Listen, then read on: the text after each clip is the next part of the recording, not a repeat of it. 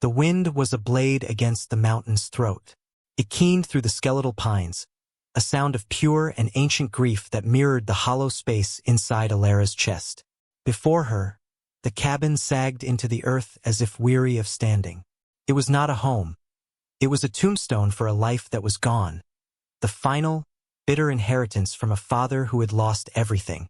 The ranch, the sprawling valley acres green with promise, the herds of thick-coated cattle, the warm, bustling house filled with the scent of leather and baking bread. All of it had been rendered to ash and memory. All that remained was this forgotten shack in the high country, a place her father had called his curse, a hunting outpost he'd won in a card game and despised for its isolation. Now it was hers. The curse had been passed down. She drew the thin wool shawl tighter around her shoulders, the fabric a poor defense against the encroaching chill of the evening, and the deeper, more permanent winter in her soul. The air tasted of pine and coming snow, a clean, sharp scent that was an affront to the smoke and ruin that still coated the back of her throat. Her gaze drifted from the cabin's crooked porch to the vast, indifferent expanse of the sky, bruised purple and orange at the horizon. Down there, in the valley she could no longer see, life went on. Wagons would be rolling into the town of redemption, lamps would be lit, and the murmur of evening commerce would fill the street. Mr. Caldwell, her father's friend and neighbor, had offered his condolences with a gentle hand on her arm, his eyes full of practiced sorrow. He had spoken of her father's poor luck, of the mercilessness of the drought that had preceded the fire. He had purchased the last of the debt-ridden land for a pittance, calling it an act of charity to settle the estate. And she, numb with loss, had accepted it. She had taken the few coins he offered, packed a single carpet bag with what little had survived the flames, and begun the long walk up the mountain. Each step had been a penance. With every foot of elevation, she felt her old life falling away, leaving her lighter, emptier. Now, standing before this monument to her family's failure, she felt the crushing weight of it all return. This cabin was not a sanctuary. It was a sentence. The door groaned open under her hesitant push, revealing a single room thick with the dust of years and the musk of nesting mice.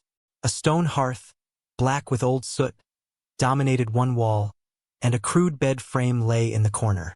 A wave of despair so profound it was physical washed over her, making her knees weak. She had survived the fire, but she was certain the mountain would claim what was left. The first week was a blur of aching muscles and the sharp, constant gnaw of hunger. Alara worked from the gray light of dawn until the blue twilight bled from the sky, driven by a primal fear of the coming cold. She swept out the thick layers of dust and droppings, her cloth tied over her nose and mouth. She patched the worst of the holes in the chinking with a mixture of mud and dried grass, her fingers raw and cracked. She learned the grim topography of the cabin's failures. The way the wind found a gap near the window frame, the persistent drip that formed in the corner when it rained, the unsettling sag of the floorboards near the hearth. Each flaw was a voice whispering of her own inadequacy. She was a rancher's daughter, not a carpenter, not a mountaineer. She knew the signs of a sick calf, the feel of a good horse, the rhythm of the seasons on the plains. Here, she was an infant, clumsy and ignorant. The silence was her most constant companion, broken only by the wind or the distant cry of a hawk. It pressed in on her, amplifying the memories she fought to keep at bay. The smell of smoke, the panicked lowing of cattle, the terrible, final stillness of the aftermath. At night, huddled under a threadbare blanket, she would stare into the darkness and see the flames lick the walls of her childhood home, a vision that stole her breath and left her trembling. One morning, she awoke to find a dressed rabbit lying on her doorstep, its placement neat, almost deliberate. There were no tracks she could discern on the hard-packed earth, no sign of who had left it. Fear, cold and sharp, was her first reaction. She was not alone.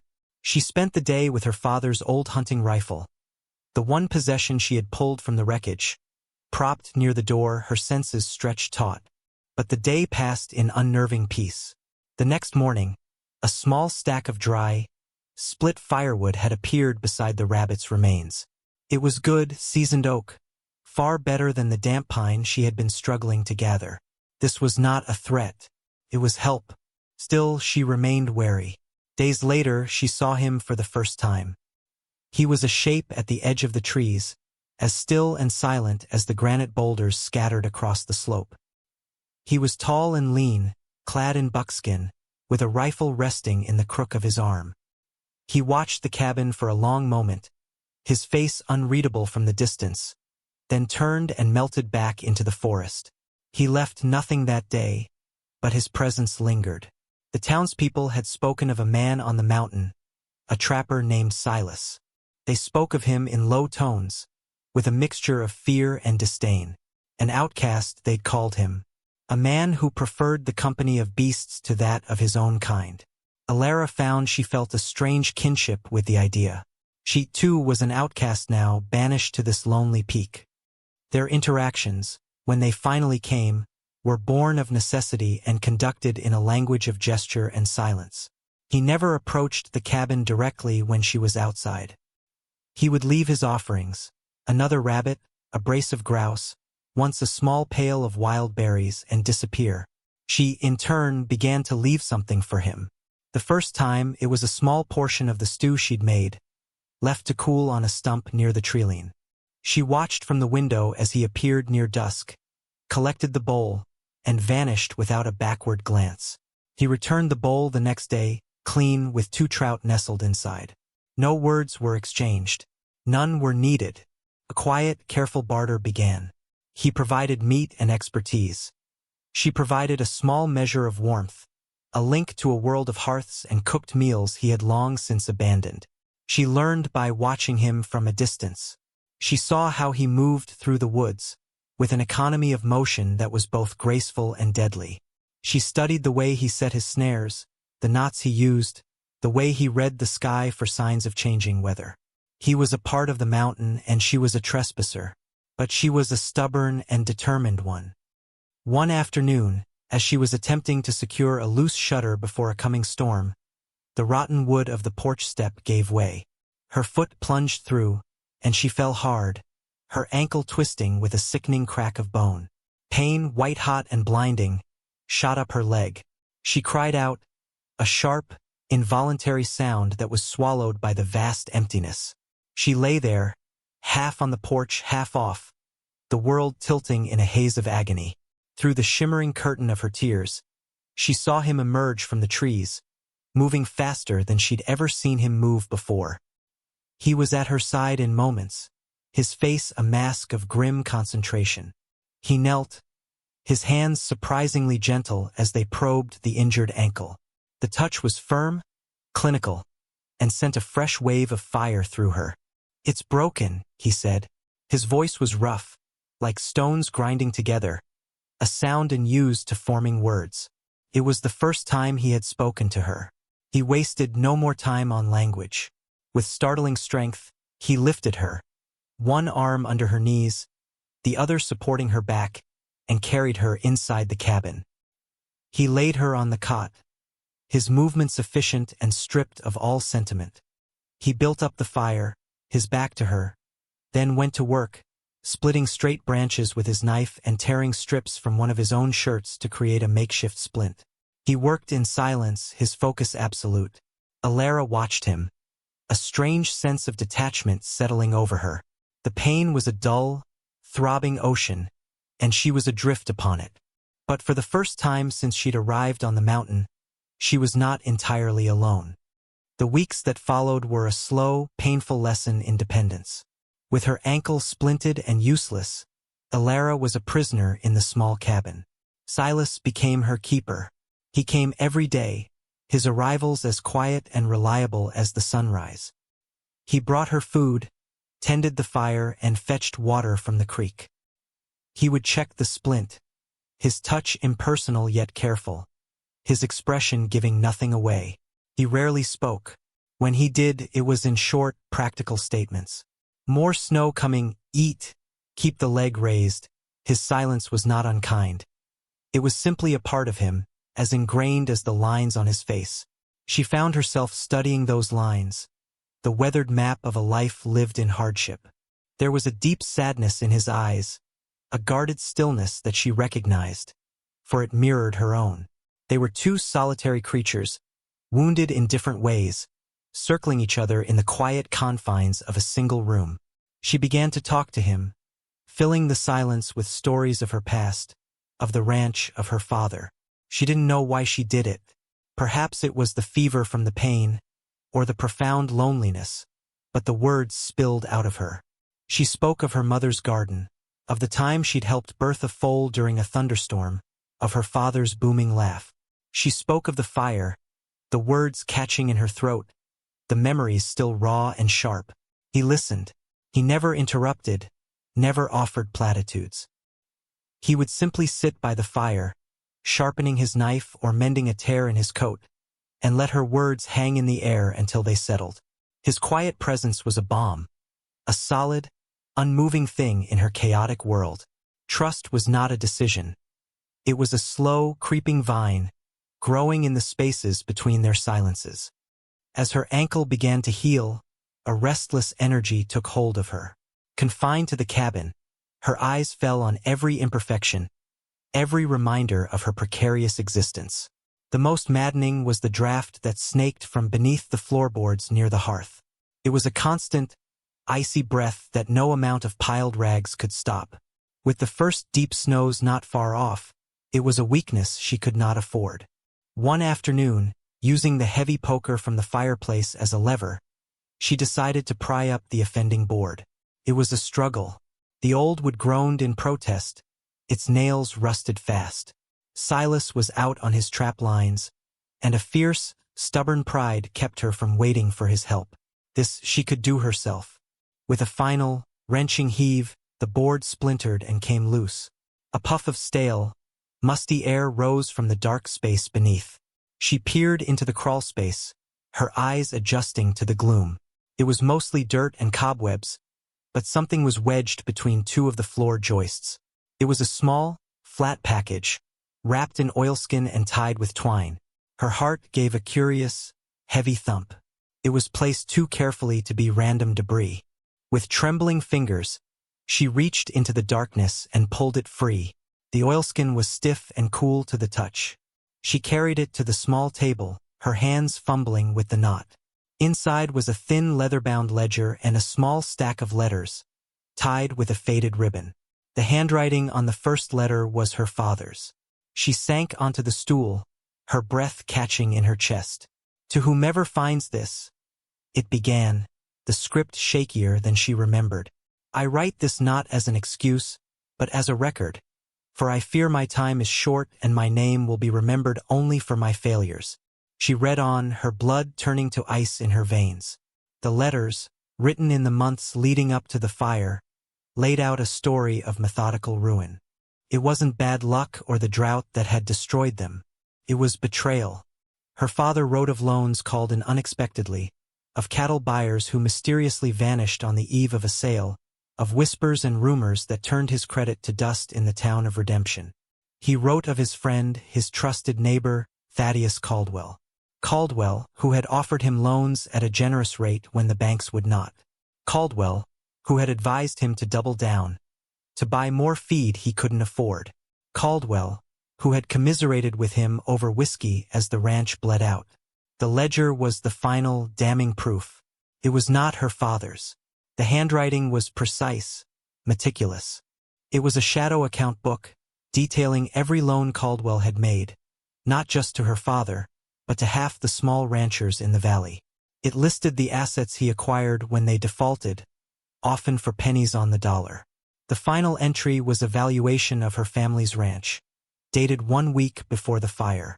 Beside it, a single, chilling notation: fire insurance payout pending. Acquisition complete. The air left her lungs in a ragged gasp. The fire hadn't been an accident. It had been an invoice. The kindness Caldwell had shown her, the sorrow in his eyes, the pittance he had paid her for the ashes of her life. It was all a lie, a performance. He hadn't just profited from her family's ruin. He had orchestrated it.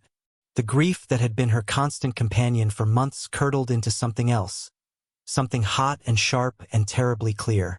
It was rage, a cold, clarifying rage that burned away the last of her despair. The cabin was no longer a curse. The mountain was no longer a prison. They were a fortress, and she was no longer a victim. When Silas returned at dusk, he found a different woman.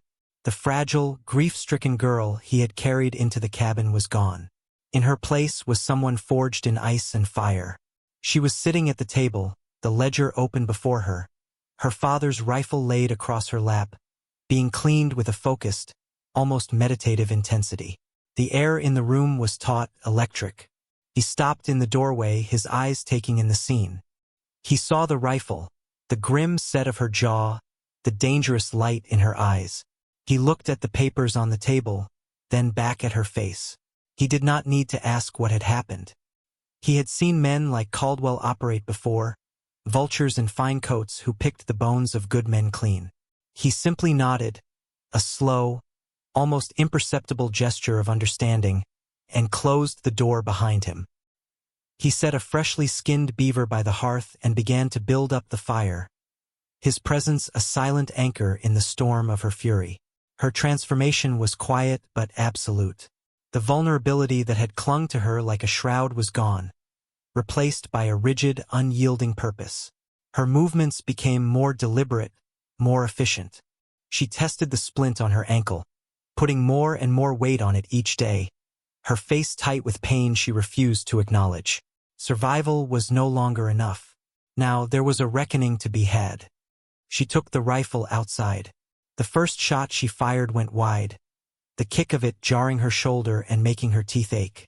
The sound cannonaded across the valley, a stark violation of the mountain's peace. She ignored the ringing in her ears, reloaded, and fired again. And again. She practiced every day, starting with a pine cone on a stump and moving to smaller, more difficult targets. Her hands, once soft, grew calloused and sure. Her aim, once wild, became steady. Silas watched her, often from a distance, as he went about his own tasks. He never offered instruction, but sometimes, after she had gone inside, she would find a small pile of freshly cleaned cartridges on the porch railing. One afternoon, he walked up to her as she was reloading. He took the rifle from her, his movements unhurried. "Breathe out as you squeeze," he said, his voice the same low rumble. "Don't pull." He raised the rifle, aimed at a distant stone, and fired. The stone chipped, a puff of granite dust marking the hit. He handed the rifle back to her. "Breathe out." It was the most guidance he had ever given, and it was more than enough. She was no longer just the rancher's daughter. She was becoming a creature of the mountain like him. Her grief had been a heavy, suffocating blanket. Her anger was a whetstone, sharpening her, honing her to a fine, dangerous point. She did not know what she would do when Caldwell came. She only knew she would be ready. She knew he would come. Men like him could not abide loose ends. A living heir, even one exiled and broken, was a threat to the tidy narrative of his success. The day came sooner than she expected. A break in the weather had left the mountain pass clear, a final window before the deep winter snows sealed it for months. She was outside, splitting the last of the oak Silas had brought, when she heard it, the jingle of harnesses and the labored breathing of horses coming up the trail. It was not Silas. He moved through the woods without a sound. This was the clumsy noise of valley men, and used to the high country. Her heart did not pound with fear, settled into a slow, heavy, determined rhythm. She left the axe embedded in the chopping block, went inside, and bolted the door. She moved to the window, the rifle cool and solid in her hands. 3 riders emerged from the treeline. The man in the front, stout and dressed in a fine wool coat, was Thaddeus Caldwell. His face, which she had once found kind, now looked bloated with greed and self-satisfaction. The 2 men with him were hired muscle, their faces hard and impatient. They reined in their horses before the cabin, their presence an ugly intrusion on the landscape.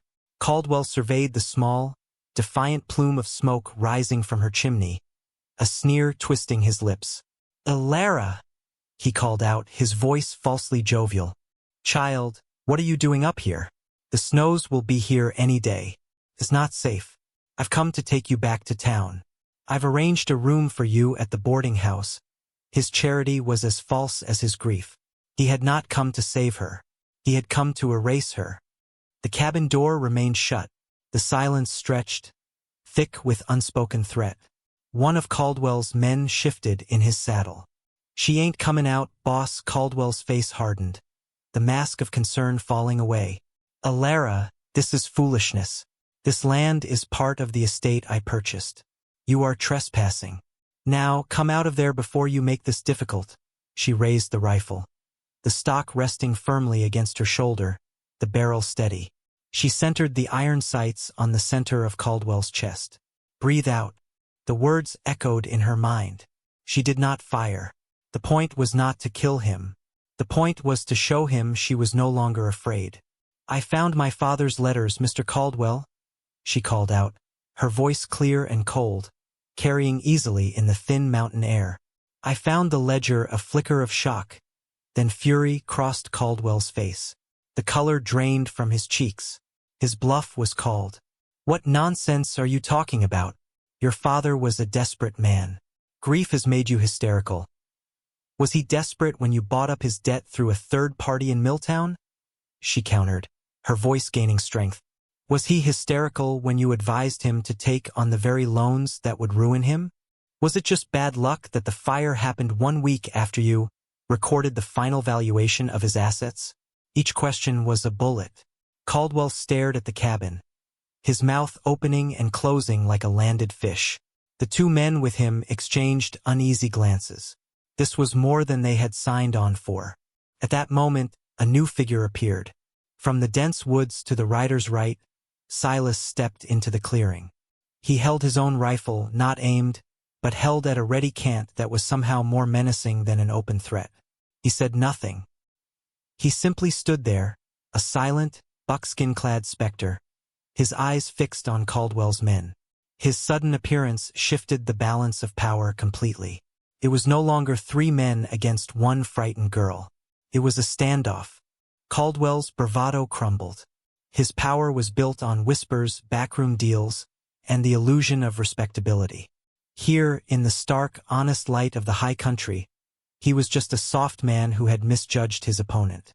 He stared from the unmoving cabin to the silent, deadly man in the trees. Fear, real and undisguised, finally showed on his face. "This isn't over," he snarled, but the words were hollow. He yanked on his reins, turning his horse so sharply it skittered. "Let's go," he barked at his men. They needed no further encouragement, casting one last nervous look at Silas before spurring their horses back down the trail. Alara watched them go, her finger still resting on the trigger. She stayed at the window until the sound of their retreat was swallowed by the forest. Then, slowly, she lowered the rifle. The first flakes of snow began to fall that evening. They were large and wet, melting at first on the dark earth, then beginning to stick, laying a soft, white blanket over the mountain. The world outside the cabin grew quiet, the sharp edges of the landscape softening under the accumulating snow. Inside, the fire crackled in the hearth, a warm, beating heart in the center of the room. Alara sat before it, the oilskin ledger resting in her lap. Silas was there, sitting in his usual spot on the other side of the hearth, cleaning his rifle with methodical care.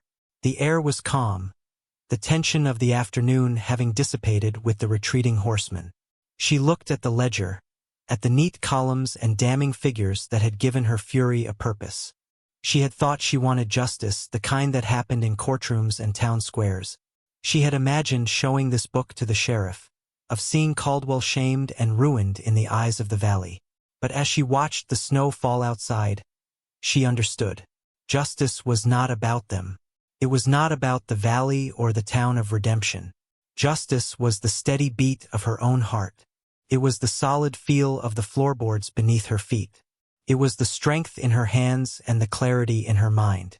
Justice was survival. It was proving that the fire had not been the end of her family's line. She opened the ledger one last time, then tossed it into the flames. The leather curled, the pages blackened and flared, and the meticulous script of a dead man's greed turned to ash and smoke. It was over. The betrayal was real, but it no longer had power over her. It was a story whose ending she had now written herself. She looked across the fire at Silas.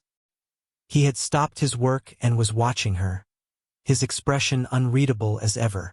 But in the depths of his guarded eyes, she saw a flicker of something she had not seen before, a quiet, profound respect.